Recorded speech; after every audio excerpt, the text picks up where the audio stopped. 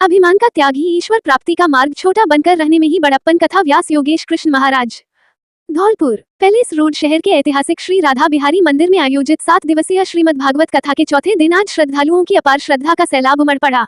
कथा पंडाल में गूंजते संगीतमय भजनों और प्रभु की दिव्य लीलाओं के जीवंत वर्णन से संपूर्ण वातावरण वैकुंठ धाम के समान भक्तिमय हो गया। जैसे जैसे कथा आगे बढ़ रही है, श्रद्धालुओं की संख्या और उनका उत्साह चरम पर पहुंच रहा है। अधर्म का नाश और प्रहलाद की भक्ति। कथा के चतुर्थ दिवस पर व्यासपीठ से व्यास जी ने असुर राज हिरण्यकश्यप के अहंकार और बालक भक्त प्रहलाद की अटूट श्रद्धा का मार्मिक प्रसंग सुनाया। उन्होंने कहा कि अहंकार मनुष्य के विनाश का द्वार है, जबकि अटूट विश्वास पत्थर से भी परमात्मा को प्रकट कर देता है। भगवान नरसिंह द्वारा खंभे को फाड़कर प्रकट होने और अधर्म का नाश करने के प्रसंग ने भक्तों को रोमांचित कर दिया। झांकी के माध्यम से जब इस दृश्य का मंचन हुआ तो पूरा पंडाल जय श्री नरसिंह के जयकारों से गुंजायमान हो उठा। लोक कल्याण हेतु नीलकंठ बने महादेव। व्यास जी ने समुद्र मंथन के आध्यात्मिक रहस्यों पर प्रकाश डालते हुए बताया कि जीवन में जब भी अमृत सुख की अभिलाषा होती है तो पहले विष कठिनाइयों का सामना करना पड़ता है। उन्होंने बताया कि किस प्रकार लोक कल्याण के लिए महादेव ने विष को अपने कंठ में धारण किया, जिससे वे नीलकंठ कहलाए। इसके माध्यम से समाज को परोपकार और सहनशीलता का संदेश दिया गया। अवतार महिमा और विनम्रता का संदेश। कथा के दौरान भगवान के वामन अवतार, राम अवतार और कृष्ण जन्म के पूर्व की महिमा का विस्तार से वर्णन किया गया।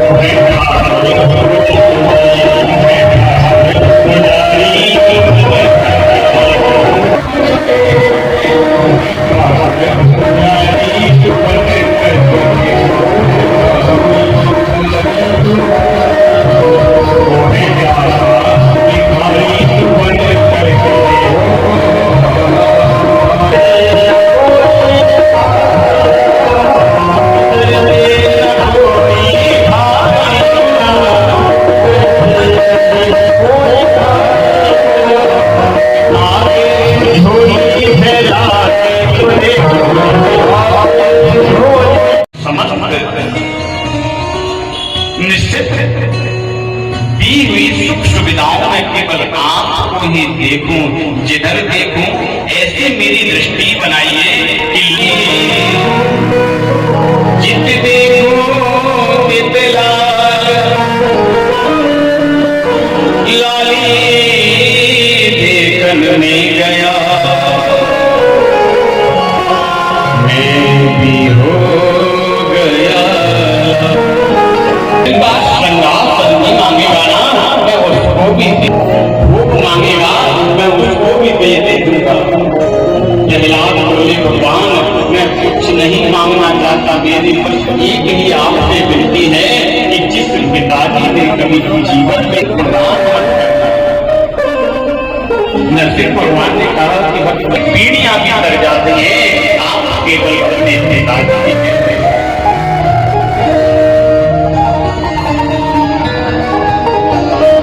सुंदर प्रसंग को आज सुखदेव जी ने राजा परीक्षित को सुनाया। सुखदेव जी ने यहाँ पे बड़ा ही सुंदर वर्णन किया। यहाँ से आगे एक बड़ी ही सुंदर कथा आती है जिसको हम गजेंद्र मोक्ष के नाम से जानते हैं।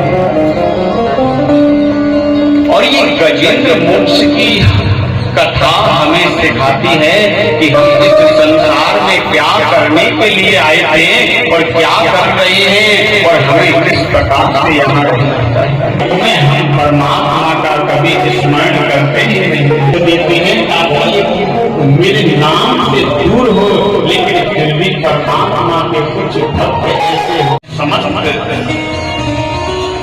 निश्चित दी हुई सुख सुविधाओं में केवल आपको ही देखूं, जिधर देखूं ऐसे मेरी दृष्टि बनाइए कि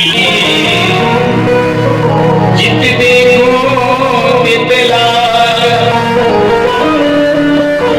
लाली देखने गया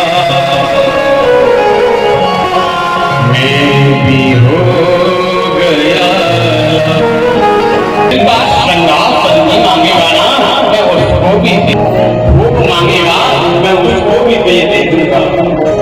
जहलाद बोले भगवान मैं कुछ नहीं मांगना चाहता, मेरी बस एक ही आपसे विनती है कि जिस पिताजी ने कभी जीवन में प्रदान मत करना। नरसिंह भगवान ने कहा कि पीढ़ियां भी तर जाती हैं, आप केवल अपने पिताजी की कहते हैं।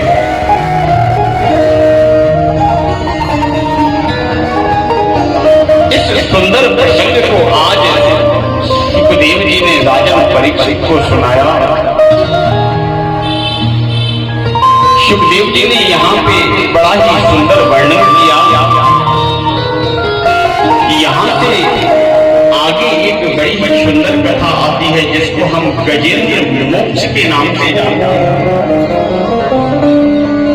और ये गजेंद्र मोक्ष की कथा हमें सिखाती है कि हम इस संसार में क्या करने के लिए आए थे और क्या कर रहे हैं और हमें किस प्रकार से यहाँ रहना चाहिए। हम परमात्मा का कभी स्मरण करते ही नहीं, तो देखते हैं ताकि मेरे नाम से दूर हो, लेकिन फिर भी परमात्मा के कुछ भक्त ऐसे हो।